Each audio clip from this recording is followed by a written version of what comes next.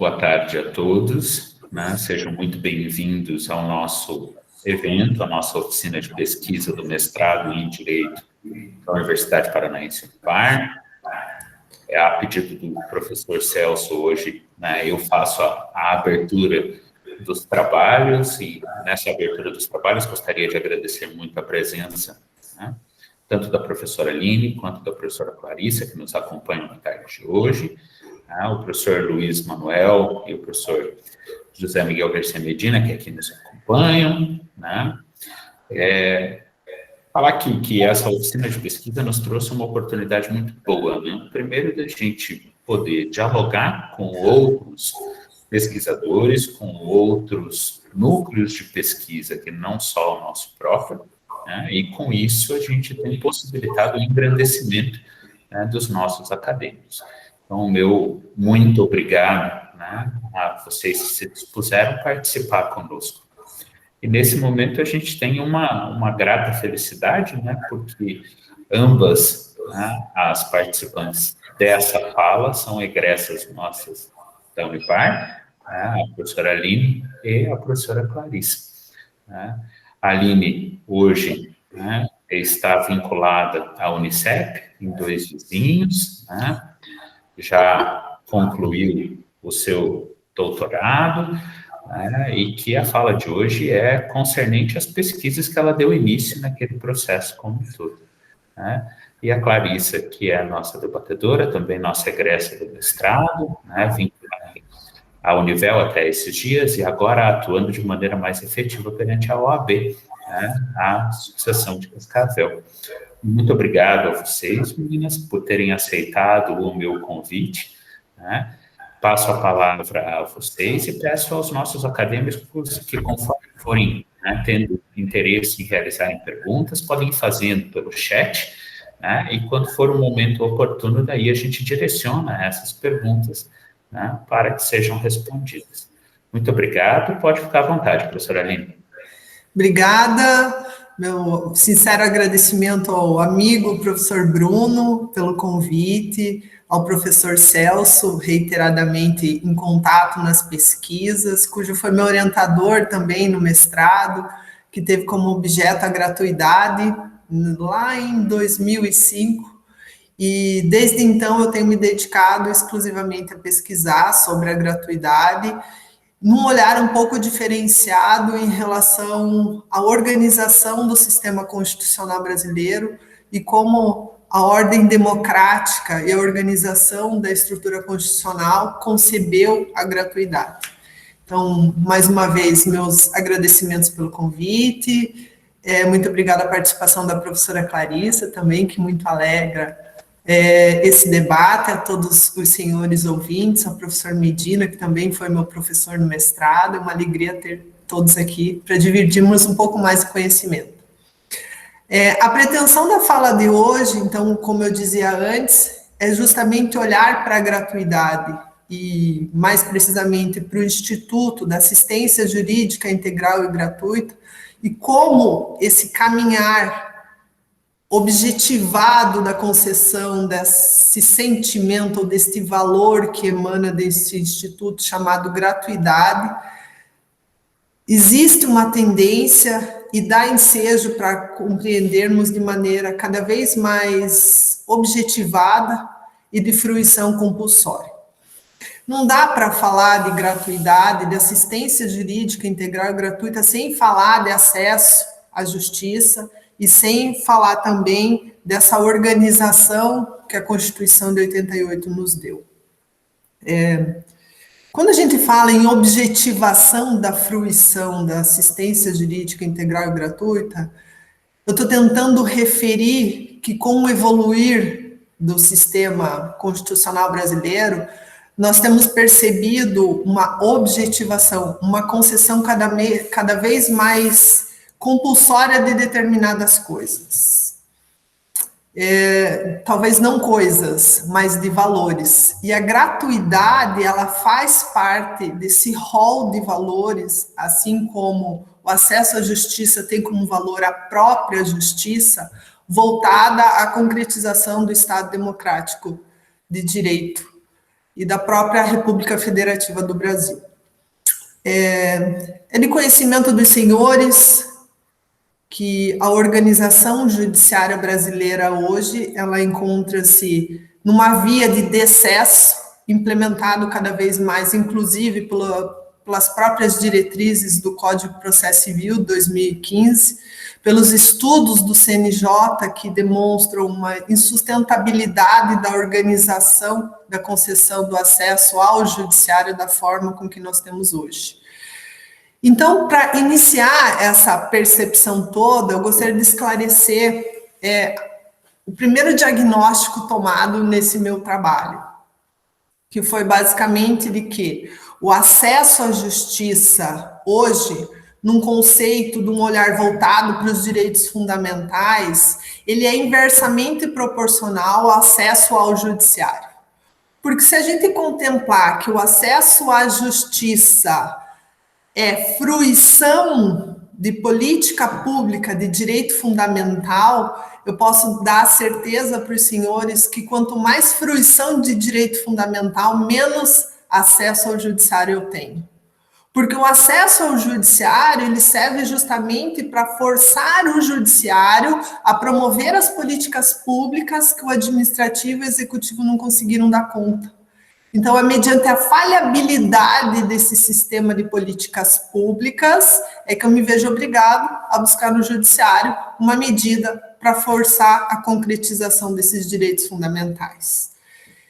Então, dentro desse conceito, olhando para os direitos fundamentais e para essa organização de acesso à justiça e concebendo a justiça como fruição de direito fundamental, eu posso dizer, e reitero como falei antes, de que o acesso à justiça acaba sendo interpretado de maneira inversamente proporcional ao acesso ao judiciário. Não se pode mais afirmar hoje, de acordo com o painel jurisdicional atual, de que o acesso à justiça é sinônimo de acesso ao judiciário. O acesso ao judiciário me garante que eu tenha acesso à justiça quando aquilo que a Constituição se propõe e não deu conta de fazer sozinho, porque precisava do Poder Executivo para implementar as políticas públicas, não deu muito certo. Então, se eu olhar nesse contexto, e esse é o primeiro recorte, quando eu digo em acesso à justiça no trabalho, é essa conceituação que eu uso, que acesso à justiça não é sinônimo de acesso ao judiciário. Acesso à justiça é fruição de política pública voltada à concretização dos direitos fundamentais. E eu nem preciso do judiciário, porque basta que aquilo que está implementado na Constituição seja colocado em vigor pela administração pública através das políticas públicas para que eu não precise do judiciário.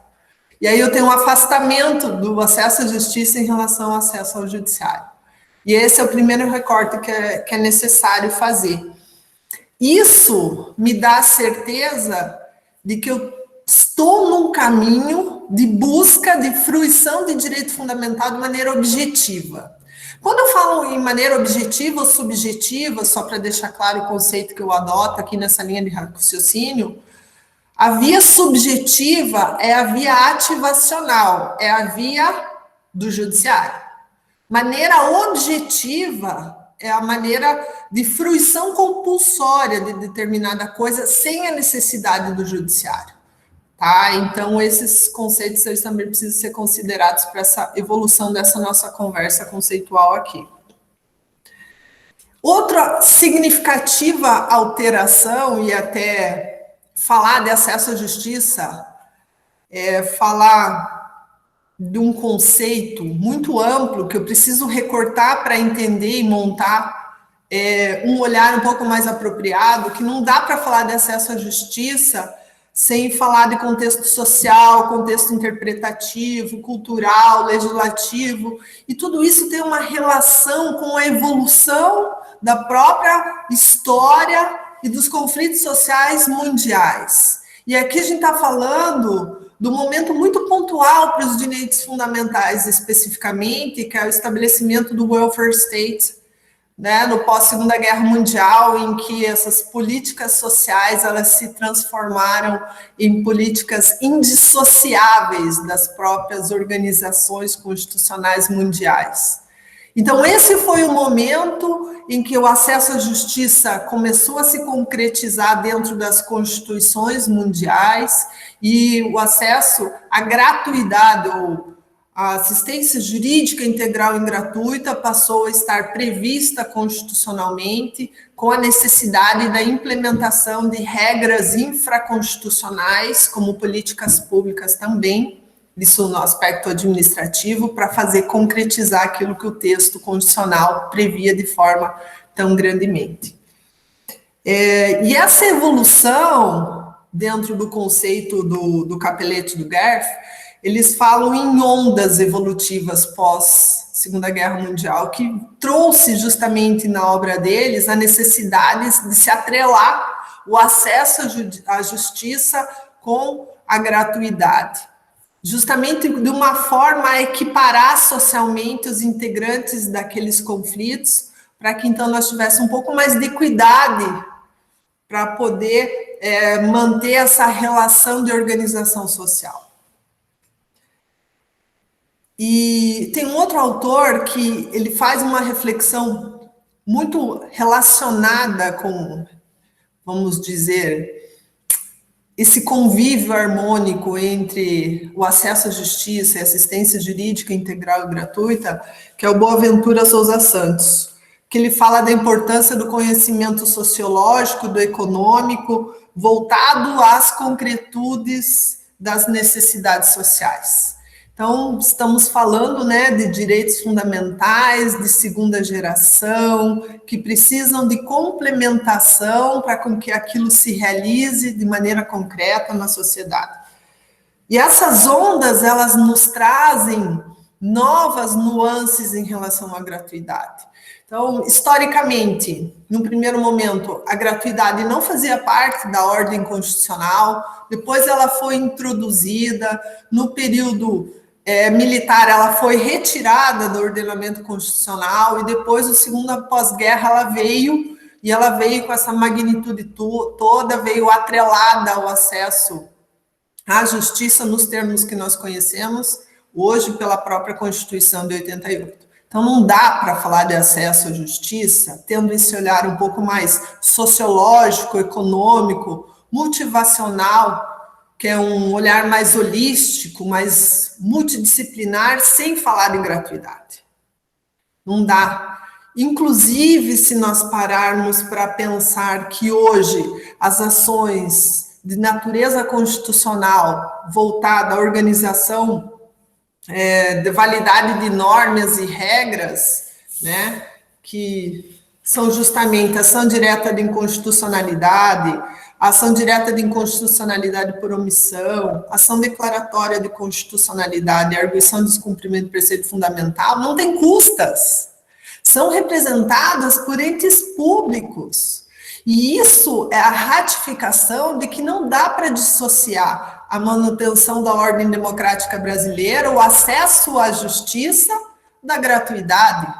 Então, são parâmetros que nos dizem que existe um caminhar, inclusive um caminhar processual do aspecto introduzido pelo Código de Processo Civil 2015, que pelos números, e esses números eu estou falando do relatório do Justiça em Números do CNJ, que os senhores sabem que é emitido a cada uma vez por ano, né, em função dos números processuais que nós temos, de que existe uma insuficiência na prestação jurisdicional brasileira no padrão atual.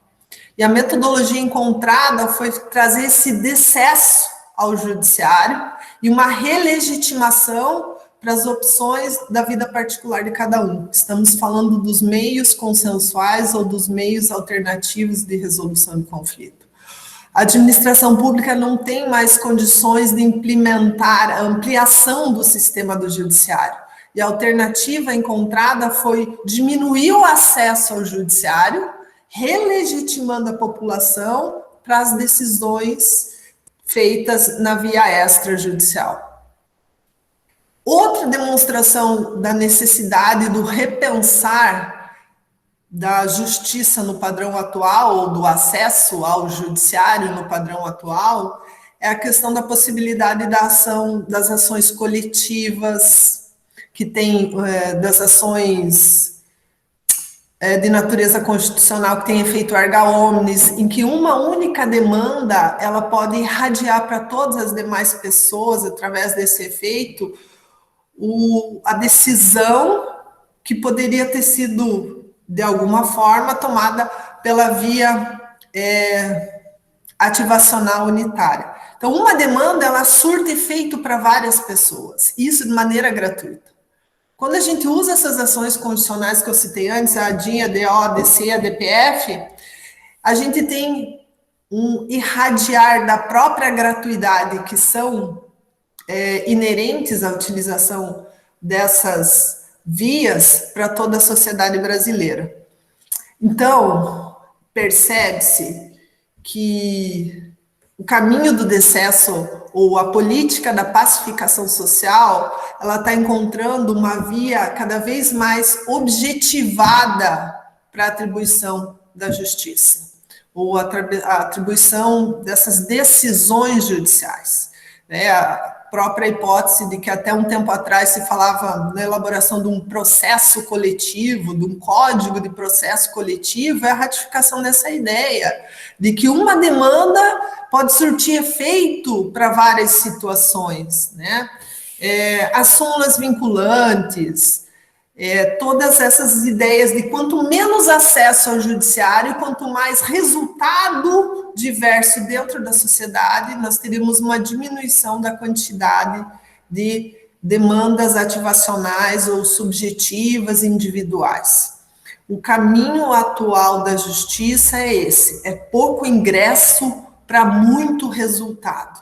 E quando a gente olha para isso e vê que nós somos frutos de um estímulo que teve o Código de 73, que eram regras processuais extremamente litigiosas, que davam instrumentos processuais e diziam para o indivíduo indiretamente litigue, litigue, litigue. Hoje o Código de 2015, 2016, ele justamente vem em sentido contrário. Ele vem na conscientização, ele vem na contramão dessa cultura do litígio que o Código de 73 nos dizia, nos trazia. E o que eu sinto hoje em relação a isso? Que culturalmente o administrador da justiça, o participante, até os jurisdicionados, não tem uma maturidade para entender esse momento. E aí a gente vai utilizar os meios consensuais de resolução de conflito e a gente se depara com os colegas da advocacia, eu sou advogada, com os colegas da advocacia insistindo em não querer fazer acordo, pensando na sucumbência e não necessariamente nessa necessidade atual dessa pacificação social, né? E a gratuidade, ela é um valor institucional, porque essa foi a classificação que eu encontrei no trabalho, justamente em relação à assistência jurídica integral e gratuita. Quando eu falo dessa terminologia, eu estou querendo dizer que esse atendimento ele é o pré-processual, ele é o endoprocessual, é aquilo que contempla todas as condições que o indivíduo precise para acessar os seus direitos fundamentais. E aqui nós temos um outro conflito, né? Porque na via extrajudicial, a gratuidade, ela tem uma certa rejeição, porque se o indivíduo precisa, por exemplo, de uma certidão negativa do cartório de registro de imóveis, ele só vai ter a gratuidade se o tabelião arcar do bolso dele, porque não tem a previsão. Então, nós temos um sistema de concessão de gratuidade muito falho. Ele é extremamente relevante, ele é reconhecido como cláusula pétrea dentro da Constituição, ele não tem o respaldo necessário para surtir os efeitos a que ele pretende, né? E tudo isso é necessário para a gente poder fazer essa inter-relação na minha concepção, é indissociável do acesso à justiça, da assistência jurídica integral e gratuita e da própria organização do Estado democrático do direito em que nós vivemos. Quando o artigo 3º da Constituição Federal fala na manutenção da organização de uma ordem livre, justa e solidária, mais do que nunca a gratuidade ela é um elemento, ela é um valor capaz de redirecionar todo esse convívio social em função dessa organização, tá?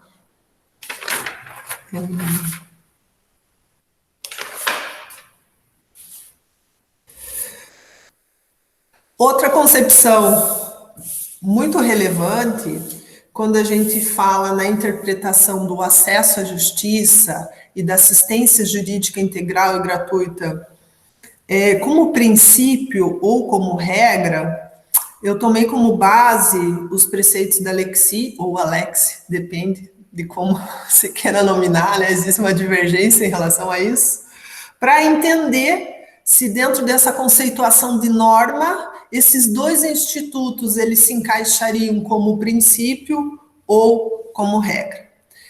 E levando em conta a primeira premissa, que quando nós estivermos falando de princípio e o conflito de princípios vai fazer, ou a colisão de princípios vai fazer acontecer justamente o sopesamento ou a sobreposição de um em relação ao outro, dá para dizer que tanto o acesso à justiça quanto a assistência jurídica integral e gratuita, nós teríamos uma concessão delas, em maior ou menor grau.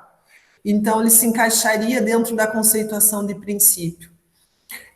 Outro aspecto relevante dentro dessa conceituação para verificar se a assistência jurídica integral e gratuita e o acesso à justiça é princípio ou regra, é que se fosse colidido e elas fossem consideradas como regras, nós teríamos a declaração da invalidade ou do acesso à justiça ou da gratuidade. E hoje, pelo sistema protetivo que a Constituição dá ao acesso à justiça, não se fala em retirada dela do ordenamento jurídico.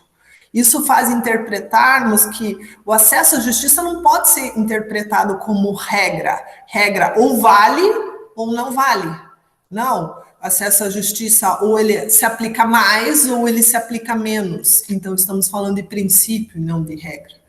E em relação à assistência jurídica integral e gratuita, a gente ainda pode falar que ela também não pode ser excluída do ordenamento jurídico. Inclusive, ela tem regramentos infraconstitucionais que a implementam, como a própria Lei 1060/50, que foi modificado pelo artigo 98 seguintes do Código do Processo Civil, a possibilidade da modulação da gratuidade nos termos do artigo 99 seguintes do CPC. Justamente eles dizem que a gente pode usar mais ou menos, ou seja, o sopesamento, eu adapto mais ou menos. Então eu consigo, com base nesses elementos, afirmar com precisão que nos conceitos da Lexi, naquela ideia básica que norma se divide em princípio ou regra, que tanto assistência jurídica integral e gratuita quanto o acesso ao judiciário preenchem essa conceituação como princípio, porque ele se sobrepõe ao outro, ou se diminui em relação à sobreposição de outro, se entrado em conflito, e eles não podem ser excluídos do ordenamento, então não se fala em invalidade, não se admite a utilização de nenhum deles como regra. Tá? Isso são aspectos bem relevantes que nós precisamos considerar também.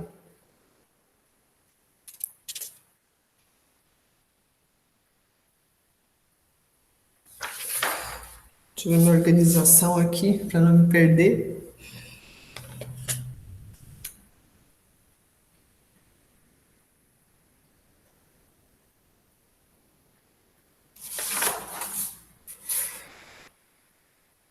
Como eu falava antes, o controle concentrado, e aí voltando mais para o processo constitucional especificamente, A gente pode falar que o controle concentrado em constitucionalidade pressupõe a gratuidade como elemento essencial, tá? Em função da necessidade do cidadão, e ela acaba irradiando para todos os efeitos da aplicação, da extensão da aplicação daquela decisão, justamente a gratuidade. Então, quando eu olho para a organização dos direitos fundamentais, e para eu poder olhar se um direito fundamental ele pode formar um instituto fundamental na conceituação trazida pela Cristina de Queiroz, que é justamente uma estudiosa dos direitos fundamentais de Portugal, a qual eu gosto muito, e cuja leitura se encaixa exatamente dentro da pretensão do trabalho, é justamente olhar para aquele determinado direito fundamental e se perguntar se ele tem algum tipo de valor que pretende ser protegido pela organização constitucional que vai além do próprio direito. E aqui eu falo para os senhores o seguinte, que o acesso à justiça tem um valor central que é protegido constitucionalmente por uma série de arcabouços, de institutos, de regras infraconstitucionais, que é a justiça. Nós estamos falando da proteção desse feixe normativo que é irradiado pelo acesso à justiça, que é justamente a justiça. Quando a gente faz esse olhar comparativo, então, assistência jurídica integral e gratuita, nós descobrimos que existe também um valor que ele é protegido por esse feixe normativo infraconstitucional, que é a própria gratuidade. E eu estou falando de que essa gratuidade hoje ela é implementada pelo artigo 133 da Constituição Federal, que fala da incumbência dos estados em relação à organização das defensorias públicas, que de maneira complementar tem sido praticada pelas instituições de ensino superior, porque nós sabemos que hoje as condições da defensoria pública não são suficientes para a demanda da gratuidade. Então, as instituições de ensino complementam através do serviço de assistência judiciária dos escritórios modelos institucionais, complementado também pelo próprio convênio firmado pela OAB em relação à nomeação de dativos, porque também houve uma insuficiência da necessidade do reconhecimento e do resguardo da gratuidade, mesmo na esfera extrajudicial. Quando a gente fala da aplicação dos sejusques na modalidade pré-processual, então existe um arcabouço, um feixe de organização que valoriza a manutenção da gratuidade na sua íntegra. Isso faz com que, nos termos dos conceitos trazidos pela Cristina de Queiroz, nós tenhamos a elevação da proteção constitucional, tanto do acesso à justiça, quanto da assistência jurídica integral e gratuita, a instituto constitucional. É algo que tem um valor, é algo que tem, que ele emana para toda a organização judiciária brasileira, porque tem uma série de situações, inclusive administrativas, que protegem e velam aqueles dois valores, né? E eu estou falando da justiça e da gratuidade. Olhar para o acesso à justiça hoje sem olhar para a gratuidade é justamente excluir quem mais precisa, inclusive da via ativacional. Então, esse é a grande organização que se espera na manutenção desses dois institutos. Que nós tenhamos um caminhar cada vez mais objetivado, ou seja, de fruição compulsória, tanto de gratuidade quanto da própria justiça, para desvincular da necessidade da subjetividade ou da ativação do judiciário. Gente, para ser bem clara e bem precisa, para ser bem professora agora, quanto mais fruição de direito fundamental a gente tiver no dia a dia, menos se socorrer no judiciário a gente vai. E aí a gente vai estar concretizando justamente aquilo que o artigo 3º da Constituição Federal nos diz, que é atingir uma sociedade muito mais livre, justa e solidária. Para tudo. trabalho nos núcleos de prática jurídica desde 2004. E eu percebo uma coisa, e eu imagino que a professora Clarissa tem esse mesmo sentimento enquanto coordenador de NPJ, de que, infelizmente, a cultura do jurisdicionado, beneficiar da gratuidade dentro dos processos é de responsabilidade. Sabe por quê? Porque a pessoa procura os núcleos de prática jurídica ou a defensoria pública, e eu converso com os defensores que têm a mesma reclamação, e elas pensam que porque não dói no bolso, elas não perdem nada. Significa dizer o quê? Eu não dou retorno, eu não aviso que eu mudei o telefone, eu não informo o meu endereço, aí ficam os procuradores, os defensores públicos, né, se debatendo para fazer o contato com a parte e o processo é extinto. Então, eu digo para os senhores hoje, numericamente, isso é um dado levantado desde 2004, em torno de 25% dos beneficiários da gratuidade dos núcleos de prática jurídica acabam tendo o processo extinto por abandono da parte, por falta de compromisso do jurisdicionado, porque não dói no bolso. Se não dói no bolso do brasileiro, parece que não tem valor nenhum. Então, esse sistema econômico que nós temos dá a impressão que o valor que nós temos é unicamente o financeiro. Isso nos dá uma falsa sensação de adequação ou de desapego à justiça. Por que eu estou falando isso? Porque nas minhas pesquisas, inclusive, eu me perguntei em diversos momentos se a gratuidade não tinha que ser integral em relação ao judiciário para todos os aspectos, para não ter essa discussão de distribuição de condições econômicas, que devia ser um ônus estatal.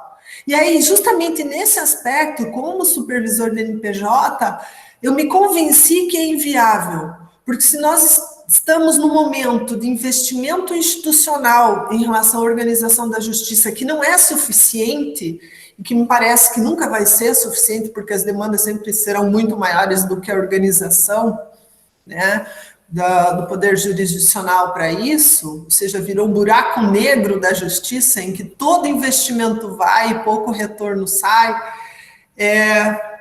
seria cada vez mais insuficiente. Então, essa falta de consciência cultural da necessidade de se buscar no judiciário somente a resolução dos conflitos que realmente precisem, faz com que hoje nós tenhamos essa situação da justiça brasileira. E muitas alternativas estão sendo buscadas. Essa via da objetivação dos direitos fundamentais, dessa fruição compulsória através das ações coletivas, através das ações constitucionais, e que, imbuídas nela, está a própria gratuidade, de alguma maneira, fazem com que nós caminhemos por uma justiça de pouco ingresso e de muito resultado, ou de uma seleção de ingresso no judiciário para aproveitar a estrutura com condições de análise subjetivas para cada caso. E aí nós talvez tenhamos um pouco mais de desenvolvimento cultural em relação ao acesso ao judiciário. Isso tudo me convenceu, nessa pesquisa, que não dá para falar no Brasil em acesso à justiça, em acesso em benefícios provindos da assistência jurídica integral e gratuita, sem ter esse olhar multicultural e sem entender de onde nós partimos dentro dessa ordem constitucional e aonde nós, como país, né, como democratas, queremos chegar. Então, essas eram as minhas colaborações com a fala de hoje. E agradeço mais uma vez a presença de todos, reitero os agradecimentos pelo convite ao professor Bruno e fico à disposição. Muito obrigada. Obrigado, professora Aline. E daí passo, então, a palavra para a professora Clarissa, para que faça as manifestações, né, e que promova, então, esse nosso debate. Muito obrigado. Obrigada. Muito obrigada, muito obrigada. Boa tarde a todos e a todas que estão aqui nos ouvindo. Espero que estejam me ouvindo com bastante clareza. Tá tudo certo, a minha conexão antes apresentou uma certa instabilidade, eu acho que agora deu certo.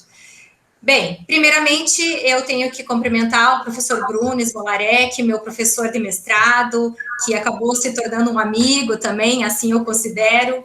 Professor Celso, que não está aqui presente, mas pessoa que eu tenho muita gratidão também pela época do mestrado. Estou vendo também meus outros professores, né, o professor Luiz Manuel, o professor Medina, que saudades do mestrado. Estou com saudades de estar aí, até mesmo daqueles sentimentos um pouco mais angustiantes que tínhamos na época do mestrado, né, onde a gente acaba se desconstruindo e se desafiando e se remodulando e às vezes se questionando quando que isso vai acabar, né? Por que eu estou aqui? A gente fica se questionando o tempo inteiro. E é uma parte tão gostosa da nossa vida, né? Que depois a gente fica com aquele sentimento realmente afetivo. Então, eu estou muito feliz pela oportunidade de estar aqui hoje participando e principalmente na presença aí da professora, da doutora Aline, que brilhantemente conduz a sua fala de uma forma muito clara, professora Aline. Muito obrigada pela sua explanação. Obrigada. Quando a gente fala sobre o assunto, né, a temática da gratuidade processual, é inevitável que nós automaticamente já pensemos no acesso à justiça, né? Esse tema é um tema sempre atual, é um tema sempre reflexivo e de bastante complexidade, né, digamos assim.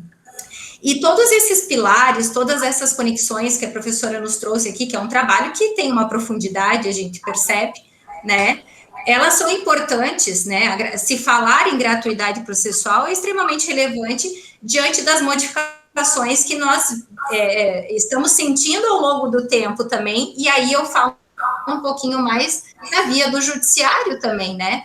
Tivemos lá em 2015 as alterações do CPC, com novas remodulações, com novas consagrações a respeito da gratuidade processual.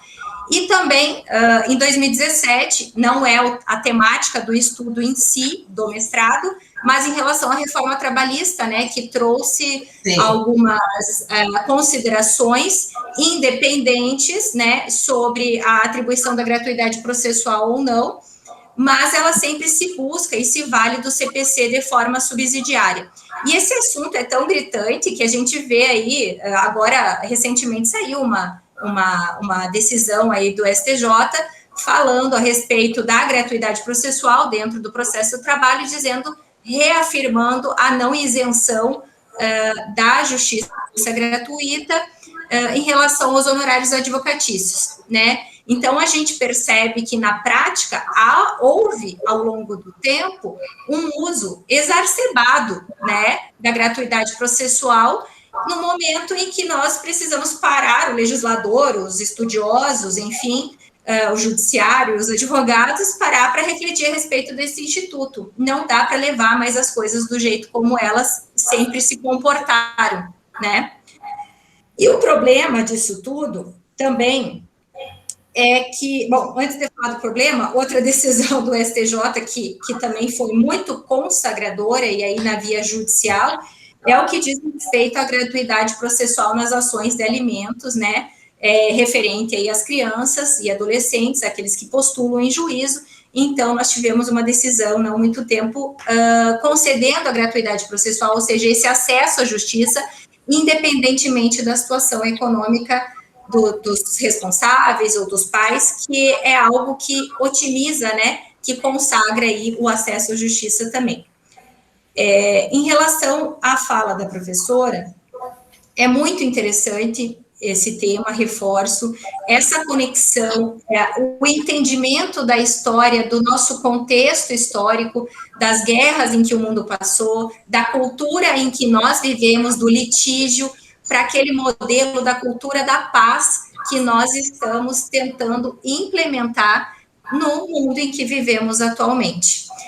Ainda somos, né, estamos ainda imbuídos um pouco sobre o litígio, mas eu tenho fé e acredito que as coisas vão chegar num momento, assim, de mais pacificação e entendimento de que justiça não é só a via judicial, né, doutora?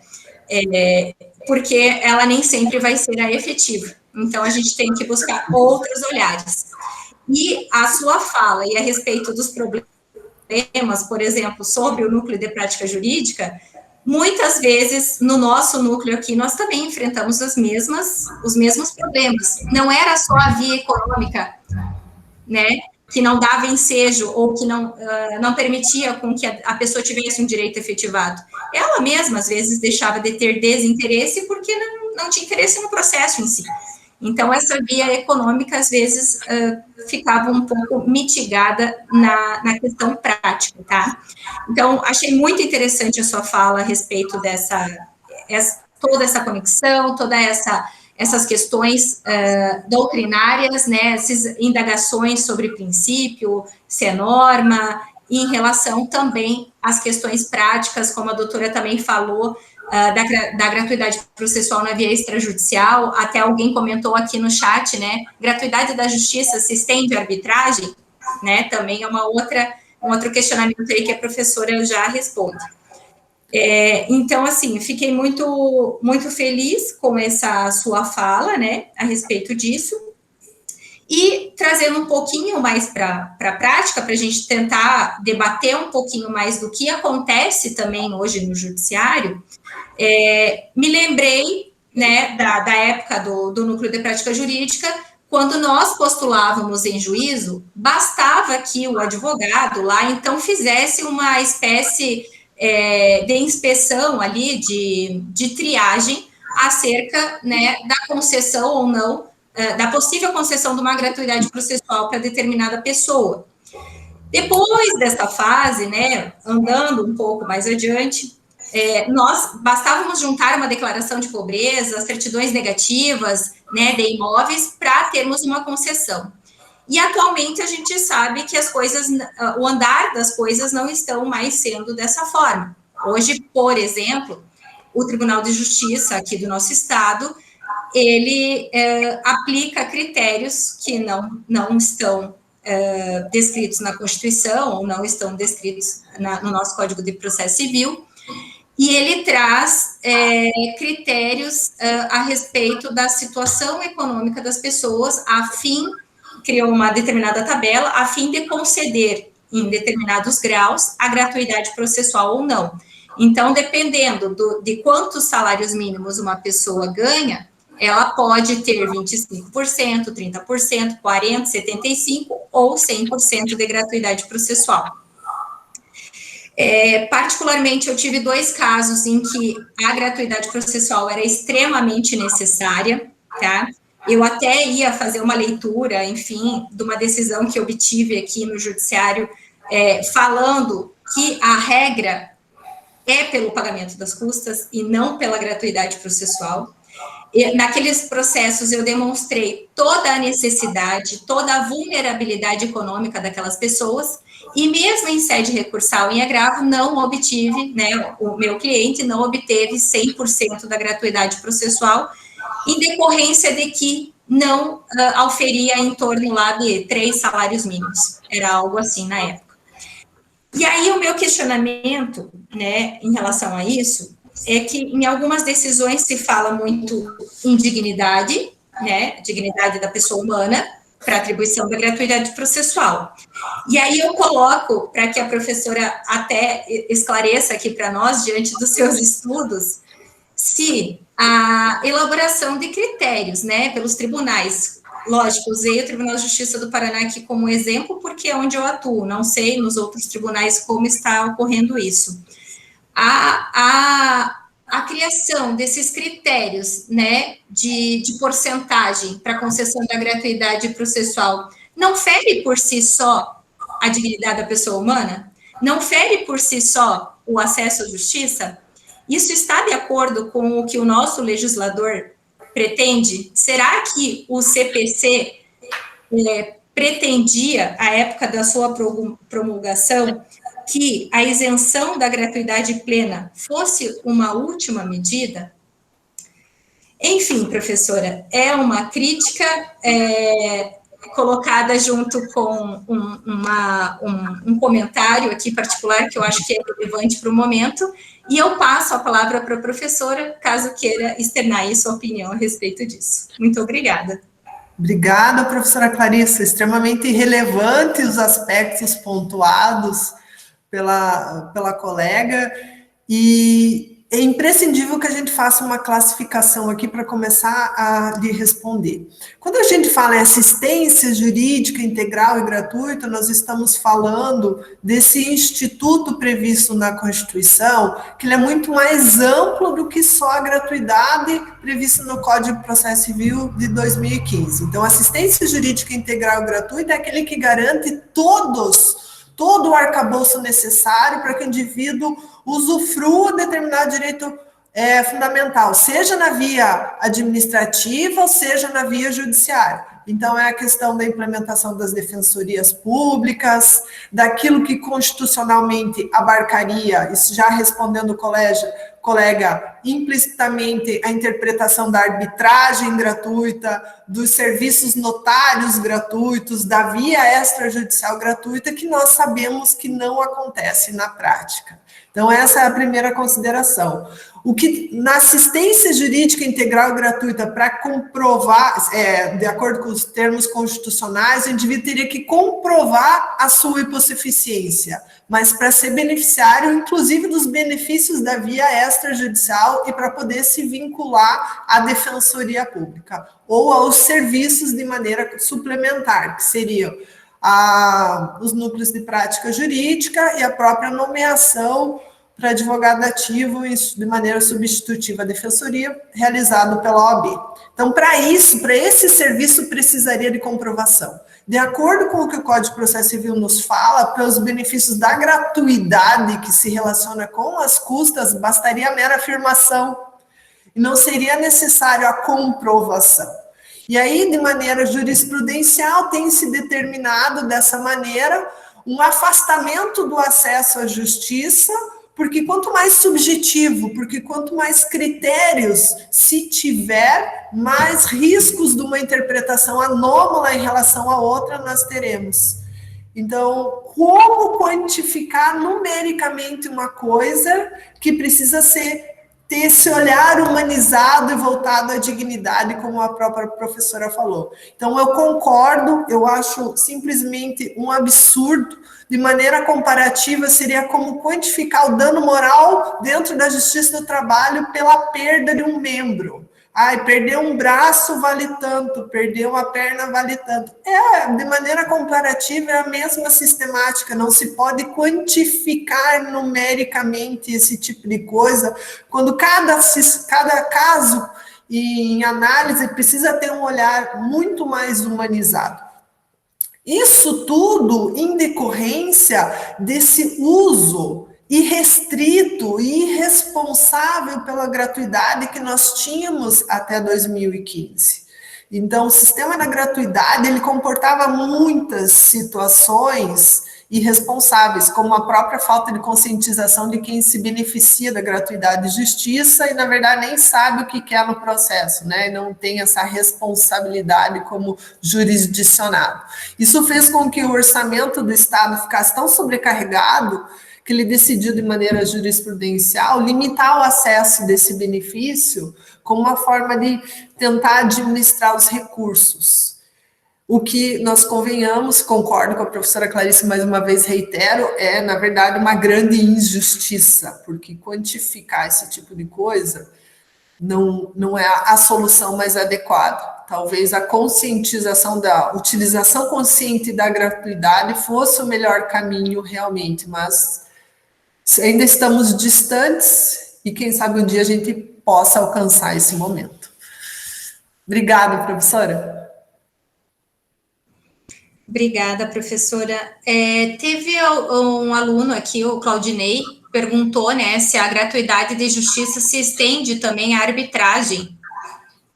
Pelos termos constitucionais, e se o indivíduo tivesse a demonstração da necessidade desse benefício que a arbitragem estaria contemplada pela assistência jurídica integral e gratuita, se ele fizesse a comprovação, teoricamente teria, mas hoje na prática não tem. A arbitragem é uma modalidade particular, que você vai e contrata os honorários dos indivíduos, inclusive para atuarem. Alguém mais quer fazer algum questionamento? Algum aluno? Professora, a gente vê que essa questão do parcelamento não, desculpa, essa questão até dos critérios que a gente comentou antes, elas às vezes vão acabar respingando em outras searas, né? Por exemplo, naquele caso que eu comentei, que era um caso em qual eu atuei, a minha cliente, por exemplo, falou, olha, eu não tenho condições de pagar as custas, para pagar essas custas, eu vou ter que fazer um empréstimo bancário. Então, já respinga numa outra situação que às vezes vai precisar se endividar e já está caindo numa outra seara de um problema que também se torna um problema social e depois jurídico, né? Que às vezes, muitas vezes, não vai conseguir nem pagar aquele próprio empréstimo para fazer o pagamento das custas. O professor... Desculpa, acaba ampliando a injustiça que já é uma realidade da vida econômica da pessoa, né? Exatamente. O professor Luiz Manuel levantou a mão aqui, quer fazer um questionamento. Professor Luiz Manuel? A crítica... Bom, primeiro, parabéns pela exposição, uma exposição super interessante e com um tema que é sempre palpitante, professora Aline. Obrigada. Agora, uma das críticas que eu faço, né, à assistência judiciária, eu acho que falta uma autocrítica da classe dos advogados, nossa. E não pedir assistência judiciária quando a pessoa não precisa. É um abuso absurdo e um desrespeito com você e o outro colega. Porque quando você pede para alguém que não precisa, você deturpa o sistema e você incentiva isso. Então, hoje você pede de forma abusiva uma assistência judiciária e impede, na hipótese de vitória, o colega de receber. A sucumbência que ele teria direito se você não tivesse agido de maneira abusiva. E isso vira um efeito em cadeia. Já teve uma vez que eu vi um pedido de um arrolamento, que eu não lembro por que eu estava num arrolamento, em que era um terreno, 2 casas, 2 carros, com pedido de assistência judiciária. Sim, né? É bem isso. Então você percebe que há um abuso nosso, né? Quando eu digo nosso, é da classe. Então essa é uma questão que nós temos que pensar. Toda vez que nós pedimos uma assistência judiciária tal, de uma maneira abusiva, nós deturpamos o sistema, criamos prejuízo para todo mundo, inclusive para nós. Aquilo que eu comentei antes, né, professor Luiz Manuel, a questão de falta de cultura do uso desse benefício, que se ele fosse culturalmente compreendido, como o próprio colega colocou, nos extremos casos de necessidade, e que agora o próprio código diz que pode fazer adequação, que a gente chama de modulação da concessão da gratuidade. A pessoa começou o processo com condições, mas daí para realizar a perícia ela mudou a situação econômica. Essa concessão modular, ela seria ajustável para poder, inclusive, chegar nesse momento da sucumbência e dizer, não, mas agora ela melhorou, ela tem condições, então vamos revogar os benefícios, ela paga daqui para frente, inclusive, a sucumbência. O fato que esse exercício dessa análise pormenorizada dentro do processo, ele demanda energia do judiciário. E, às vezes, você olha e fala, já concedeu gratuidade, segue. Você não olha de novo com um olhar um pouco mais atento para saber se aquela situação se modificou efetivamente ou não. Né? Até nas situações em que existe uma expectativa de benefício financeiro lá no final, no início do processo não tem, mas no final ele vai receber. Então, por que não modular a gratuidade até o efetivo recebimento para naquele momento, quando ele tiver condições, fazer o recolhimento? Então, esse olhar, ele demanda de energia. E hoje o judiciário, ele não tem condições de olhar pormenorizadamente para esses detalhes. E eu concordo com o colega quando diz que o advogado é a figura que é a primeira que faz essa análise. E se ele enxerga a possibilidade de ter um benefício para o cliente, ele vai usar aquilo de maneira inconsequente. E esse uso, ele acaba desencadeando todos esses efeitos que nós estamos conversando aqui hoje. Obrigado, professor. Eu que agradeço. um dos questionamentos também que eu iria fazer à professora era justamente esse que o professor Luiz Manuel acabou por contribuir aí, né? Se nós, advogados, advogadas, também não tivemos uma parcela de culpa, né, no óbice dessa concessão hoje, porque isso acaba respingando, em verdade, naqueles que mais precisam, né? Naqueles que estão cada vez mais vulneráveis aí, precisam de um acesso à justiça, aí a gente fala do judiciário, e não tem. Professora, outra questão, assim, em relação à temática, quais são as preocupações futuras, atuais, em decorrência da pandemia? Hoje nós vemos, por exemplo, que o acesso à justiça parece que ficou um pouco difícil, né? Esse acesso à justiça por aquelas pessoas, às vezes, mais simples, diante do fato da pandemia, diante do fato em que o judiciário acabou indo para casa, os advogados estão mais trabalhando também em home office, e às vezes a pessoa não sabe como procurar os seus direitos, não tem acesso, né? Quais são as preocupações futuras, né, em relação a isso? Como é que está esse cenário em relação à pandemia também? Eu vejo que pontualmente existe um determinado grupo de pessoas que, em relação ao desenvolvimento tecnológico e insurgência da pandemia, agora, especialmente nessa cadeia processual que nós estamos nos referindo, foi muito mais afastada que é o idoso.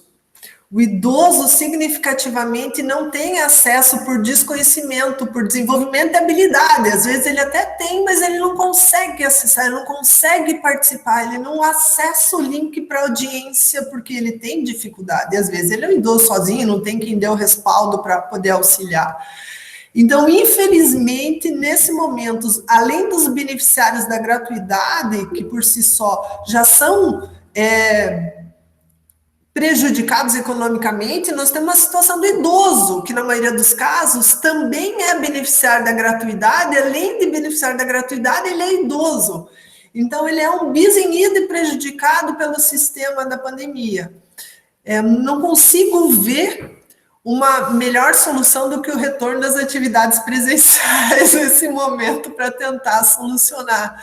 E o que me preocupa, professora Clarissa, em relação a isso especificamente, é a gente pensar que agora as varas do trabalho, elas têm a possibilidade de ter o processo integralmente eletrônico, né? Então, antes a pessoa já era prejudicada economicamente, ela tinha uma reclamatória trabalhista, e agora se o processo dela for integralmente virtual e ela não tiver acesso à tecnologia ou não tiver conhecimento cultural para acessar a tecnologia, talvez ela acabe sendo excluída novamente desse aparato todo. Então, esse é outro aspecto que me preocupa também, e que o retorno às atividades, queiramos que logo, possa solucionar um pouco dessas questões. Concordo. Professora, o Ferdinando Scremin levantou a mão, quer fazer um questionamento. Consegue abrir o microfone? Acho que sim, estão me ouvindo, né? Sim. Eu só queria trazer a experiência aqui do judiciário, pelo menos da comarca de Capanema, onde eu atuo como juiz. Nós temos uma resolução do CNJ quanto aos excluídos digitais, os fóruns estão abertos para receber todos aqueles que não conseguirem o acesso. Da minha parte, eu nunca proibi nenhum idoso de entrar ao fórum, mesmo na etapa mais severa da pandemia, para ser ouvido. Nós facultamos também que compareçam aos escritórios de advocacia, não é? E os procedimentos de nomeação aqui de dativos nunca pararam, nunca. Sempre assinei todas as semanas nomeações de dativo a quem quer que compareça. Então, ao meu ver, assim, o que eu vejo, complementando o que o professor Manuel falou, é a regra do pedido sem comprovação, sem a devida instrução. E, pelo menos aqui no Paraná, as críticas que os colegas juízes fazem, olhando um pouquinho para o outro lado, é que o Tribunal do Paraná é bastante benevolente na concessão da assistência judiciária. Então, até me chama a atenção o exemplo trazido de uma pessoa que pontualmente, talvez olhando só o rendimento bruto, e não as despesas, não os ônus, não as dívidas, né? Lhe foi negado o acesso à justiça. Até porque aqui no Paraná nós temos um problema crônico das serventias privatizadas. Então, como não existe almoço de graça, né? e o impacto econômico vai ser transferido a alguém. O Estado brasileiro é muito pródigo em querer fazer média com chapéu alheio. Mas eu acredito que nós temos conseguido atender satisfatoriamente e produzido muito mais no período da pandemia, isso é bom que se registre, do que antes. Né? Eu não vejo motivo para a gente não continuar o que está dando certo. Só um apontamento. Obrigada, Ferdinando, pela sua colaboração. É tão bom a gente ouvir um olhar sobre outra ótica, né?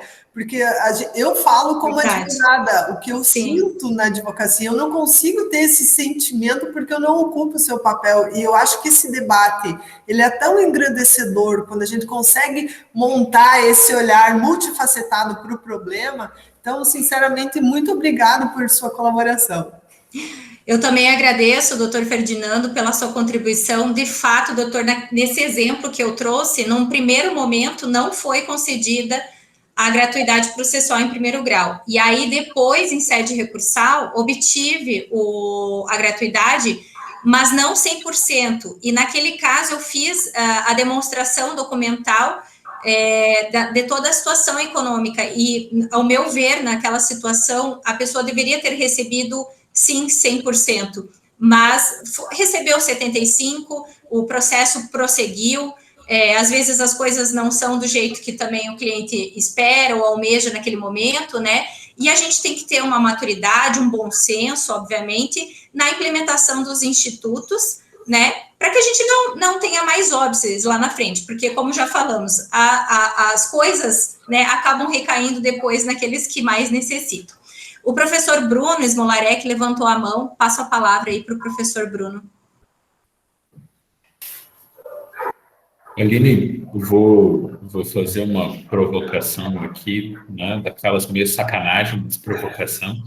Né? O posicionamento do judiciário hoje em dia tem sido de que a gratuidade é um evento que ocorre daquele momento processual em diante. Né?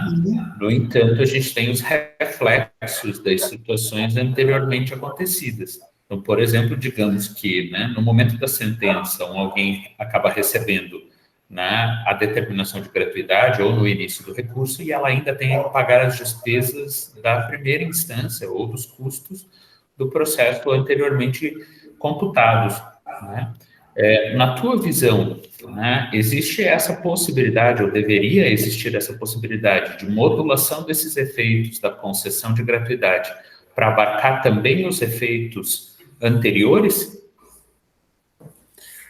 Unicamente em relação às custas, Bruno? Sim, no caso da minha pergunta, sim. Olhando para o texto do Código de Processo Civil, essa modulação seria a adequação para aquele momento econômico do indivíduo. Se aquilo é um reflexo que acompanhou naquele momento e naquele momento ele não tem condições, eu vejo que poderia ser retroativo, sim.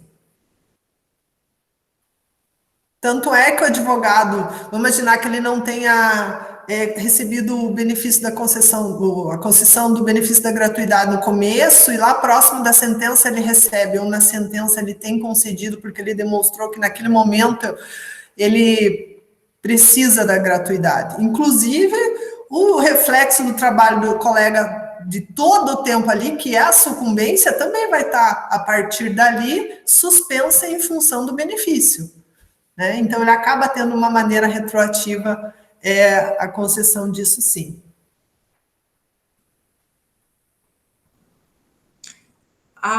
Acho que tinha mais algum aluno que também tinha levantado a mão, né? Gostaria de fazer um questionamento, só que agora aqui na minha lista acabou saindo. Eu acho que o Gustavo caiu. Justamente, parece que o Gustavo saiu da reunião. Saiu. Alguém mais gostaria de fazer algum questionamento para a doutora Aline? Perguntas? Está aberto o nosso debate. Temos até quanto tempo, professor Bruno?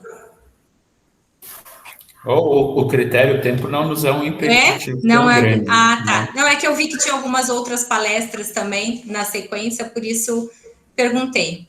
Professora Aline, gostaria de fazer mais alguma consideração acerca da temática da gratuidade na via extrajudicial, agora com essa questão do Sejusc, né, que busca, né, essa resolução de conflitos na via extrajudicial. Eu não sei se na Justiça do Trabalho hoje está tendo o Sejus, que eu acredito que não em primeiro grau, né? Só em segundo grau também, né? Desconheço. O regional, eu acho que o Sejus, que na Justiça do Trabalho, pré-processual, não tem atuado. Esses tempos eu procurei até, eu estou aqui em Cascavel, procurei aqui ver se existia, né, o Sejus, que é aqui na Justiça do Trabalho, porque eu estava trabalhando numa questão que envolvia direito de família e direito do trabalho. Aí eu falei, não tem como levar isso aqui para o judiciário, a gente precisa sentar e conversar, né? Por mais que a gente tenha um acesso à gratuidade processual, vamos supor, pelo menos para ingresso da ação, né, não era o caso. Então, essa questão da modificação dos meios alternativos aí, né, é algo que coaduna bastante com o acesso à justiça, como a professora comentou bastante, né? Isso, e inclusive tem um projeto em Francisco Beltrão que eu acho muito bacana, que é o projeto da aplicação da constelação nos conflitos familiares. E ele é feito endoprocessual e pré-processual e ele não tem custo nenhum. Então, é a ratificação da necessidade da utilização da gratuidade com essas novas metodologias quando se vinculados dessa forma. Então, reiterando aquela ideia inicial, quando a gratuidade for utilizada de maneira consciente, ela pode ter, sim, benefícios, inclusive a título terapêutico. Porque se você interpretar a constelação hoje como uma terapia, ela pode ser, inclusive, gratuita, se ela for processual determinada para quem é beneficiário da gratuidade. Então, são projetos que verificam a necessidade da gratuidade para esses casos, né, que merecem e que realmente têm essa necessidade, inclusive no pré-processual, por esses outros caminhos. Tá certo. Bom, aqui o Leonardo gostaria de também fazer um comentário, um questionamento. Professora Clarissa, boa tarde. Boa tarde. O doutor Gustavo, ele estava com a mão levantada e ele caiu. Só que ele retornou, então eu não me importo dele usar a palavra antes de mim. Tá bom. Doutor Gustavo, por gentileza. Obrigado, Leonardo. Tive uma queda de energia aqui, mas já restabelecida a conexão. Professora Aline, parabéns pela exposição, excelente, um tema muito bacana, e eu quero seguir a linha do professor Bruno, trazer provocações. A provocação é a seguinte, né? Nós temos no Juizado Especial Cível, diversamente do Juizado Especial da Fazenda Pública e do Juizado Especial Federal, a interpretação do STJ de que a competência é relativa, né? A parte, ou melhor dizendo, facultativa, a parte pode optar por ingressar no Juizado Especial Cível ou ingressar na Vara Cível. E daí nós temos uma seguinte disfuncionalidade, a parte... Não necessariamente podemos falar abuso, porque se exige um maior aprofundamento do caso, mas se beneficiária da gratuidade, ela invariavelmente ingressa na vara civil. Entretanto, se houver qualquer risco de indeferimento dessa gratuidade, ou mesmo não haja qualquer possibilidade de deferimento dessa gratuidade, ela invariavelmente ingressa no Juizado Especial Cível.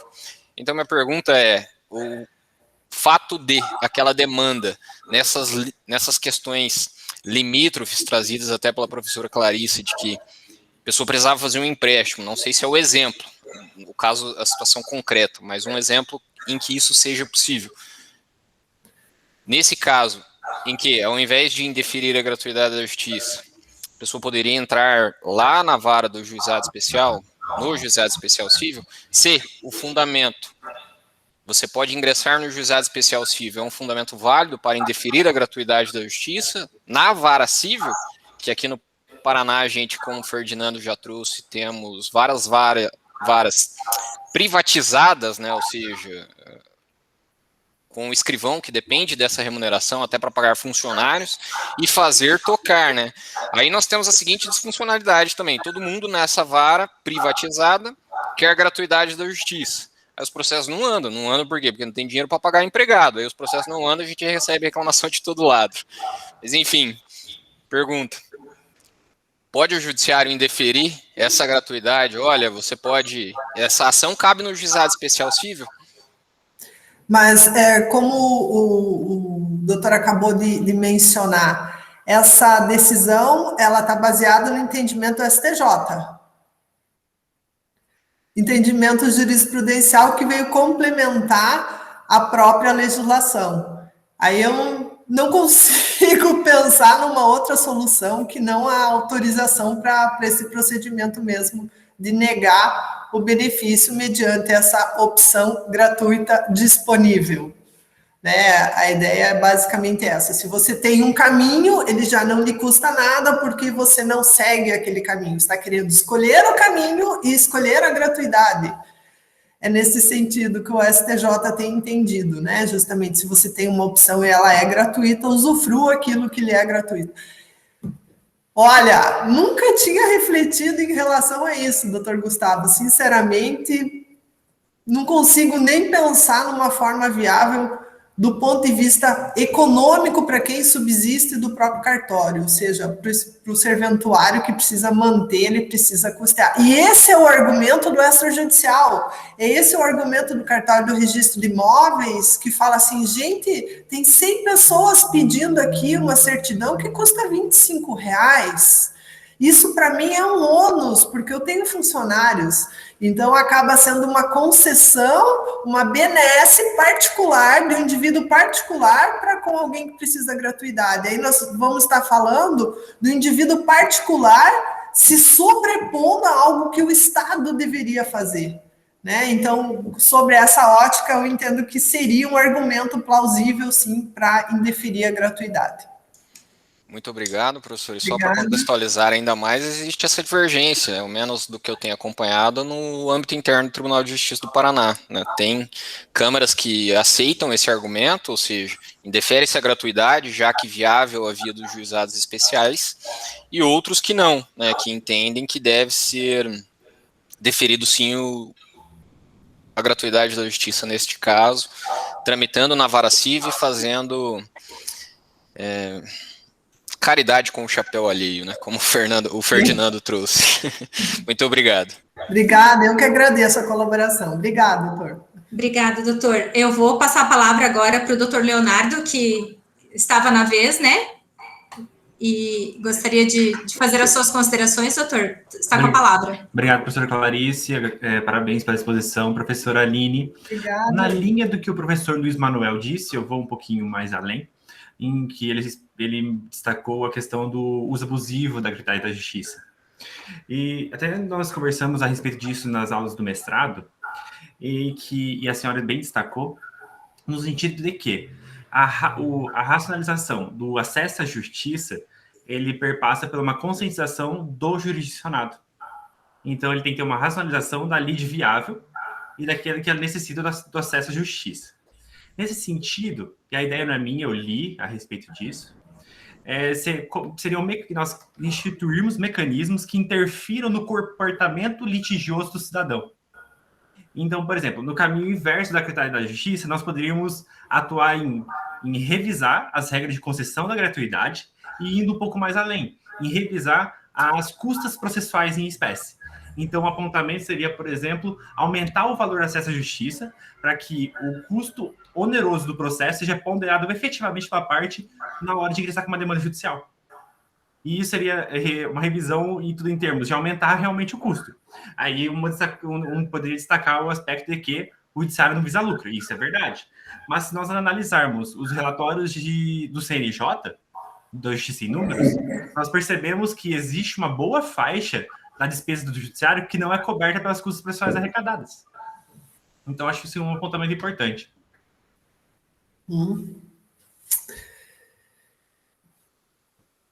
Obrigado, professora. Posso fazer as minhas considerações, professora Clarissa? Claro, fica à vontade. Fala é sua, professora. Leonardo, obrigada pela colaboração. E você vê isso como uma forma de penalizar quem utiliza a gratuidade de forma irresponsável?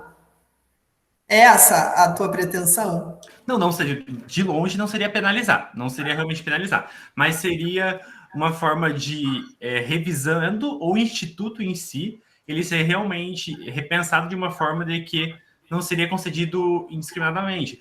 Por isso que o judiciário, em algumas situações, tem feito ponderações que objetivam a concessão. Ainda que a lei não estabeleça critérios objetivos, o judiciário, para justamente racionalizar o instituto, ele acaba criando critérios objetivos. Ah, entendi a tua linha de raciocínio, desculpa. Se está justificando essa quantificação sugestionada pelo próprio TJ, é isso? Ah, então... eu não tinha pensado sobre esse aspecto, Leonardo. É tentar quantificar é um olhar que se dá para tentar se afastar essa indiscricionariedade, para transformar em algo mais pontual, né? Para você diagnosticar e colocar na caixinha, esse recebe 25, esse recebe 50, para tentar equiparar todo mundo nessa situação.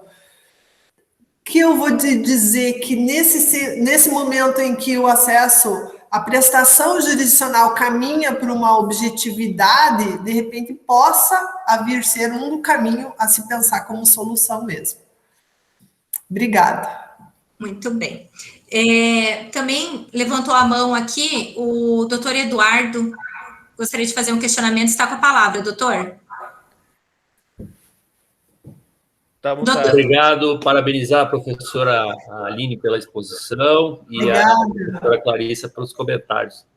Gostaria, se possível, que a professora Aline comentasse o que ela acha dessa conversão da MP 1045, que se sinaliza no Congresso que vai ser aprovada, que traz restrições ao acesso à justiça, inclusive com cobrança de valores nos juizados, né, da Fazenda. Na verdade, eu não li MP, vou ser sincera. Eu não li ainda o projeto de MP. Se o colega puder nos esclarecer, a gente pode manter o debate. Ele traz uma série de mudanças, principalmente muda o CPC, altera a CLT e traz pagamento de custas também nos juizados especiais federais. Inclusive colocando valores, como nós estamos conversando aqui sobre essa questão de critério de salário mínimo, que inclusive vai ser previsto aí nessa conversão, né? E sobre a sua visão, isso amplia ou diminui o acesso à justiça? Diminui? Porque vai colocar na gavetinha, só vai ter o acesso se você couber dentro desse padrão pré-ordenado. Vai afastar da análise subjetiva do caso concreto, cada um... Mudando totalmente a sistemática, inclusive, do juizado especial, né? E aí, como que vai funcionar o juizado? Então, exatamente. Difícil, né? É bem complexa essa questão mesmo. Eu dei uma olhada mesmo nessa MP e parece que vem a desencontro, né, com o que a gente está dizendo de ampliação ao acesso à justiça, né?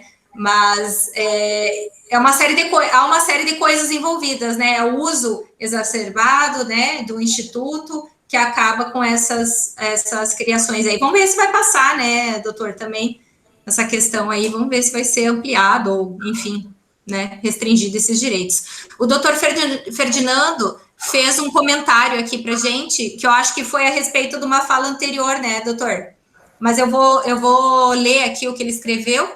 Ele escreveu o seguinte, que existe o projeto de renda mínima, 10 salários mínimos ao extra, em tramitação. Estado teria que implementar tabela remuneratória ao extra e ao judicial civil privatizado. O senhor gostaria de fazer alguma consideração a respeito desse comentário? Apenas que há serventias deficitárias, né? Então, é uma orientação do CNJ, nós passamos por correção do extra essa semana, então é uma notícia saindo do forno. E eu acho que vem ao encontro do acesso à justiça, na medida em que muitos procedimentos estão saindo do CPC direto para a via extrajudicial, do judicial para o extra.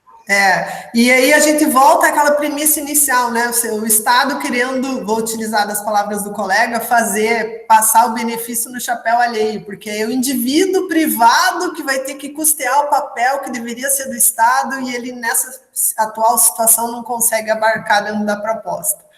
Né? O que já acontece, como eu falei antes, a Defensoria Pública, nós sabemos que tem um número restrito distribuído. Concurso público para defensor público aconteceu mínimas vezes no estado do Paraná. A quantidade de defensorias instaladas no interior do Paraná é mínima também.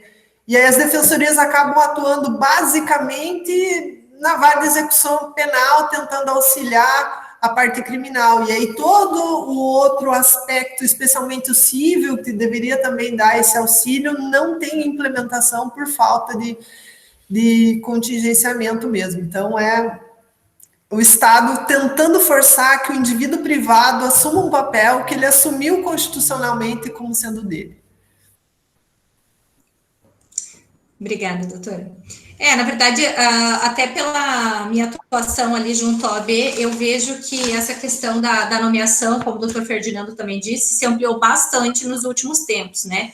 A gente vem vendo aí que não só nos processos em que estão em andamento, está tendo uma assistência maior, né, ao jurisdicionado vulnerável, mas também naquelas ações em que a pessoa realmente não consegue contratar um advogado.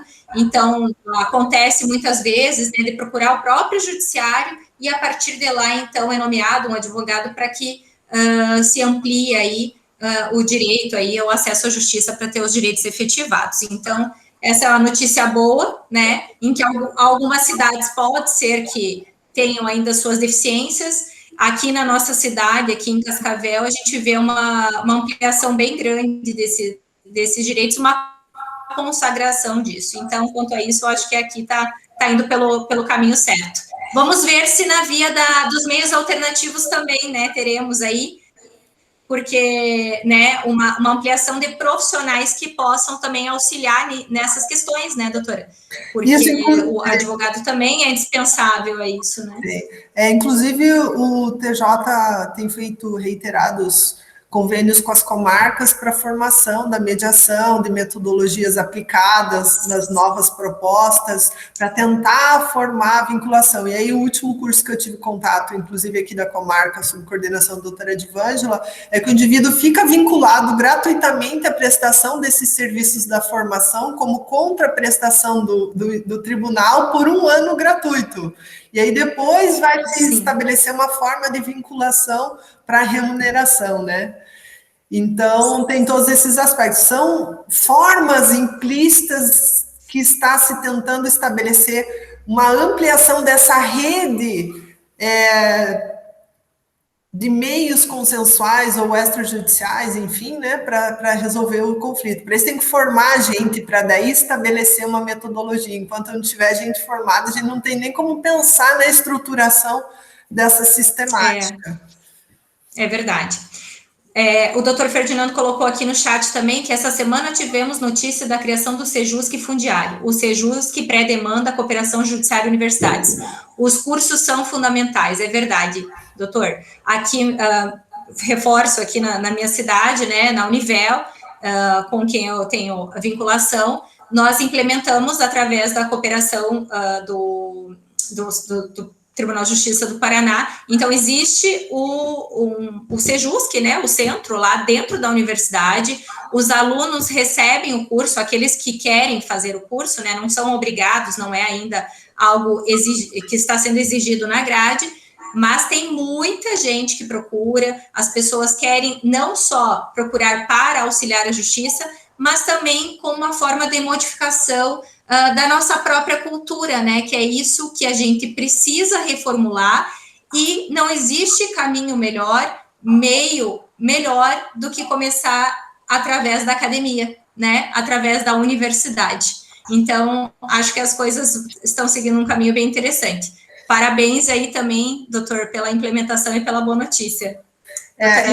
E a título colaborativo, aqui na comarca de Dois Vizinhos, os diretores dos colégios estaduais têm feito essa solicitação se o Tribunal de Justiça não pode fazer essa formação da mediação para os pedagogos das escolas, para começar a trabalhar as mediações dentro das escolas como forma de resolução. E isso é uma visão que enche o coração de esperança para as novas metodologias, porque as crianças que estão na escola estadual, que é ensino fundamental e médio vão estar nesse ambiente que já vai estar sendo movimentado dentro dos meios alternativos, né? E isso é bem bom. Eu fico bem feliz com a ampliação e com essas notícias, porque estamos formando cidadãos dentro dessa nova concepção de justiça da pacificação social. Muito legal. Muito legal. O doutor Ferdinando colocou, pode, pedagogos, advogados, policiais. Aqui a lista está grande, psicólogos, né? É isso aí. Pessoas de todas as áreas interessadas, porque conflitos temos em todos os lugares, né? E precisamos saber lidar com eles, não só levar para o judiciário para termos as nossas questões resolvidas. Trabalhar mais a nossa parte humana, né? E levar o que for necessário. O que mais? Doutora Aline, mais alguma consideração? Alguém quer fazer mais algum questionamento? Algum comentário? Fiquem bem à vontade. O Cleverson levantou a mão aqui, está com a palavra. Tá bom. Boa tarde, doutor Cleverson. Professora Aline. Boa tarde. Boa tarde. Clarissa, professor Bruno, demais colegas. Eu queria trazer um ponto de reflexão. A professora Aline falou bem sobre a questão que acesso à justiça é um direito fundamental, né, embora seja um custo muito alto, dependendo muitas vezes até qual região, qual tribunal a gente está falando. É só vocês atravessarem o Rio Paraná, vindo mais para o centro-oeste, aqui no Mato Grosso do Sul, vocês vão ver ter uma diferença de custo muito alto, principalmente no aspecto extrajudicial. E a questão da gratuidade da justiça ela é muito interessante porque a gente realmente vê alguns abusos. Infelizmente, eu também fui professor de núcleo de práticas jurídicas e muitas vezes a gente se deparava com as pessoas que tentavam usar o núcleo de prática jurídica, embora descesse aqui na minha região, muito comum as pessoas terem caminhonetes, né? Descesse de uma caminhonete de um valor razoavelmente alto, mas se você pedisse a declaração de imposto de renda dela, obviamente não constava nada, né? Até porque ela evitava declarar alguma coisa no nome dela. Mas o meu ponto de conversa, ela vai em seguinte sentido. O que vocês acham, professora Aline, professora Clarissa, principalmente sobre a questão da gratuidade de acesso à justiça para pessoas jurídicas, em especial para associações? A gente vê muito sendo aplicado isso, e aqui nós temos até inclusive, não é nem uma associação, mas é uma clínica que trabalha com uma clínica de sociedade, na verdade, de médicos, que atende, faz tratamento de câncer, mas ela acaba recebendo recursos do governo federal e constantemente, né, nas demandas judiciais que é contra ela requer a gratuidade do acesso à justiça, porque ela recebe recurso do SUS, embora ela seja uma sociedade privada de médicos, para atendimento dos pacientes de câncer, e ela consegue essa gratuidade. A grande questão, talvez, até a gente vê, é importante, ela está fazendo um atendimento pelo SUS, né, das pessoas com câncer, mas aí a gente vê, de certa forma, depois um abuso, porque eles têm uma quantidade muito grande de processos. E o que acontece? Eles usam todos os recursos possíveis. Por quê? Porque eles têm a gratuidade. O que vocês entendem dessa questão de gratuidade na aplicação para pessoas jurídicas, associações, ou até exemplos como este que eu acabei citando aqui? Professora Clarissa, quer iniciar? Em relação à gratuidade processual às pessoas jurídicas, como nós bem sabemos, né, obviamente que é possível, né, existe um entendimento, acredito que a respeito da gratuidade para a associação, justamente por ela não ter esse fins lucrativo, né, então se ela não arrecada lucro, não é o objetivo dela, ela pode ser amparada, sim, pela gratuidade processual, a fim de que ela possa legitimar o direito de defesa ou o direito de ação dela, né? O que não pode é ter um desvirtuamento das questões aí, né, dessa gratuidade para tentar barrar ou omitir alguma outra questão que pode estar velada aí nessa situação. E aí vai demandar uma certa energia de quem está, às vezes, litigando do outro lado para tentar demonstrar que não é o caso.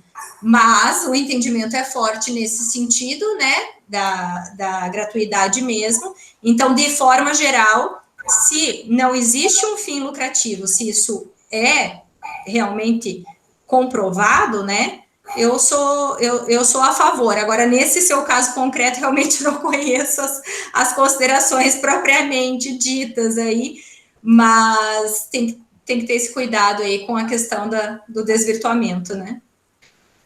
Eu concordo com as considerações da professora Clarissa, e eu vou sobre um outro olhar também, que questão de consciência do uso do benefício. Pode ser pessoa física ou pode ser pessoa jurídica, a gente ainda vivencia esse uso inconsequente.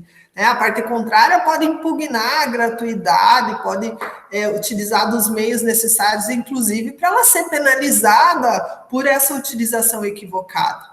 Né, que notariamente no contexto do exemplo de má-fé. Então, pode acontecer tudo isso. O fato é, não temos culturalmente a consciência do uso consciente do benefício da gratuidade, seja pessoa física ou seja pessoa jurídica. E esse é um exemplo que ratifica justamente essa premissa que sobrecarrega toda a organização jurisdicional em função das custas.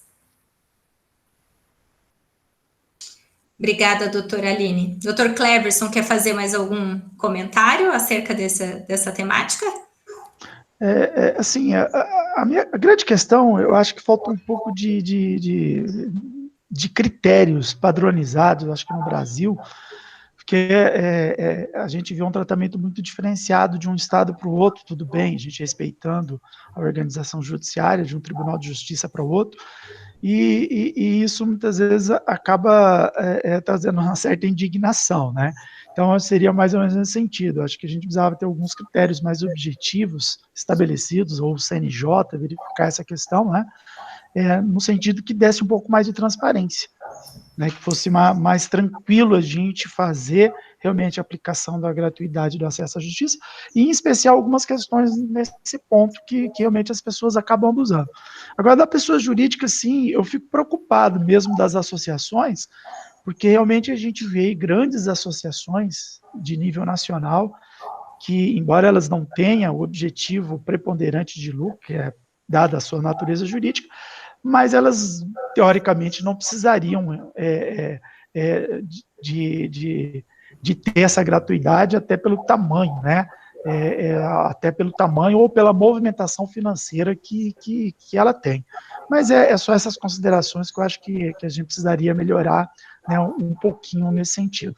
E a questão que fica ainda é a questão da gratuidade na questão do aspecto, principalmente do extrajudicial, principalmente a questão dos cartórios extrajudiciais, né, que é uma grande questão que ainda não muito debatida, que eu acho que a gente um dia debater, né, para a gente chegar também a ter um consenso a respeito do assunto. Mas parabenizar a professora Aline, a professora Clarissa, né, pelos debates, pelas reflexões trazidas, e dizer que esse é um tema palpitante, principalmente quem trabalha, né, de prática jurídica sabe, né, como que a gente lidar com essas situações. Os juízes no dia a dia também, né, que quem julgam lá, né, mas é uma coisa muito interessante. E eu me recordei agora de um outro exemplo que eu sempre tinha dificuldade na atuação como advogada do núcleo. Então, o que acontecia? Nós tínhamos processos em que as pessoas buscavam o núcleo de prática jurídica como meio de acesso à justiça, as pessoas mais vulneráveis, e como advogadas do núcleo, nós nos cadastrávamos como dativas também, a fim até de trabalharmos mais outros processos ali, enfim, né? Enriquecermos um pouco o nosso ambiente acadêmico com algumas questões e também produzirmos aí uma função social necessária, né? E aí, algo que me causava uma certa inquietude era quando havia uma nomeação, por exemplo, uma ação de execução. E aí eu precisava enfrentar aquela execução com embargos. Aí eu sempre pedia gratuidade processual, né? E eu não tinha concedido aquela gratuidade processual, eu era dativa, eu não tinha nem como demonstrar qual que era a situação daquela pessoa. Ela estava em local incerto e não sabido. Eu não sabia se ela pagou, se não pagou, qual que era a situação no mundo daquele indivíduo qual eu estava defendendo. E aí eu não conseguia exercitar o meio de defesa dele também, porque eu não tinha gratuidade processual concedida nos embargos. E eu não conseguia levar o processo adiante. Eu vejo alguns colegas aqui da comarca ainda falando, né, trazendo essa problemática, né, mas ainda não achamos a solucionática para isso. Não sei se a doutora também já enfrentou essa questão. A mesma situação. Aí você vai utilizar os meios processuais, você encontra um esbarro justamente na concessão da gratuidade. Você não tem elemento nenhum, né? Por outro lado, como o magistrado vai conceder sem conhecer o perfil do jurisdicionado? Fica temerário para todo mundo. O advogado fica impedido de realizar a sua atividade e a contraprestação do jurisdicional também, né? Como fazer? Pois é, uma situação bastante complexa mesmo. Alguém mais quer fazer algum comentário, colocar alguma consideração? Professor Bruno, quer tecer algum comentário aqui para gente? Eu não vi se alguém mais levantou a mão aqui, pelo menos não está aparecendo aqui na minha fila. Não temos mais mãos levantadas, né? Inclusive um debate profícuo, né? A gente conseguiu possibilitar bastante questionamentos, uma interação muito boa, né? Inclusive com a participação dos nossos alunos, né? Os nossos acadêmicos do lado de lá, como é o caso do Ferdinando e do Daniel, né? Que estão do outro lado do judiciário. Meu muito obrigado pela participação, né? E é sempre muito bom a gente ter essa multiplicidade, essa pluralidade de visões, né? Até esse é o grande objetivo da oficina de pesquisa, né? A gente sair um pouquinho da nossa caixinha, daquilo que a gente faz no todo dia e proporcionar essa interação dos nossos acadêmicos, né, com outros pesquisadores. Eu fico muito feliz, né, de que isso, por óbvio, esteja demonstrando resultados, né, porque para o pessoal ficar tão animado assim e fazer tantas perguntas, eu vou dizer que normalmente quem faz tantas perguntas assim, né, é só o Claudinei. O Claudinei, nas nossas aulas, ele costuma fazer 25 perguntas, só ele, né, hoje a gente conseguiu, assim, espalhar um pouquinho, né. Então, eu imagino que o saldo tenha sido extremamente positivo, né? Eu passo a palavra, né, para a Aline e para a Clarissa, então, para que façam, né, algumas considerações finais, para que façam também, né, os seus agradecimentos, e que daí a gente faz uma pequena pausa. Pode ficar à vontade, Aline. Mais uma vez, agradeço o honroso convite em retornar à casa, também sou egressa do mestrado da Unipar, e é uma alegria sentir que a gente consegue manter os vínculos, né, laborais, os vínculos afetivos que a pesquisa nos traz, mesmo depois de tantos anos. Então, somente os meus agradecimentos ao professor Bruno, extensos ao professor Celso, ao professor Medina, agradeço à professora Clarissa com essa brilhante contribuição nas intervenções de hoje, a todos os colaboradores, aos ouvintes, muito obrigado. E ser professor não é estar professor, né? E isso é uma coisa que me deixa muito feliz. Eu digo que eu sou professor, eu faço uma coisa há 18 anos quase, com o coração, e me alegra muito. Quando eu sinto que as pessoas participam, que eu consigo atingir de alguma forma o público, é a melhor satisfação para qualquer interlocutor. Então, assim, sinceramente, muito obrigada. É sexta-feira, 15h30, vocês estão aí participando, eu fico muito feliz. Obrigada. Obrigada, Bruno. Obrigada, professora Aline. Bom, da minha parte, eu sou uma eterna aluna, né? Eu falo que eu nasci na Unipar, porque eu me graduei na Unipar também, e tenho um laço afetivo muito grande com essa instituição, pelas pessoas que aí fazem parte. Fico feliz com o nosso debate, né? É um tema que é complexo, né? Tem muitas nuances aí que a gente pode discutir. A pesquisa da professora Aline é uma pesquisa que contribui muito para o lado acadêmico, para o lado prático, e eu te parabenizo muito, professora, pelos seus estudos, e, por favor, continue, tá? Continue estudando bastante, trazendo as suas considerações, tá? E aprimorando aí a nossa sociedade, porque é para isso também que as nossas pesquisas servem, principalmente para isso, né? Ainda mais no mundo em que vivemos com tantas considerações, vai e volta, é um mundo que muda tanto. E, particularmente, mais uma vez, agradeço ao professor Bruno, em especial, pelo convite, por ter lembrado de mim, e fico muito feliz. Eu espero que a gente possa se reencontrar presencialmente, seria muito gostoso fazer um encontro presencial. Fico muito grata pelos colegas, pelos alunos e alunas que estão aqui presentes hoje nos assistindo, até o final, né, 15 para as 4 já. Fico feliz pelas considerações de todos, são muito grandiosas, e agradeço a atenção de vocês, e espero que tenhamos um outro produtivo encontro também. Muito obrigada.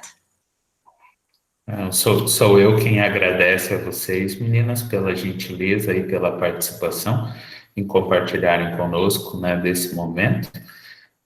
Então, eu farei, né, a pausa desse nosso primeiro momento, agradecendo tanto a professora Aline quanto a professora Clarissa, né, em nome do professor Celso, pela participação. Sim, teremos eventos no futuro, espero eu que presencialmente, lá no âmbito da Unipar, que a gente consiga fazer, né, aquele, né, envolvimento todo que a gente normalmente faz, né, depois de jantar, bater papo, falar besteira, né, que isso também faz parte, né, conversar um pouco da vida da gente, né. Meu muito obrigado, pessoal. Então podem realizar o intervalo de vocês, e daqui a pouquinho, né, por volta das 17 horas, nós estamos de novo aqui com a palestra do professor Renzo, né.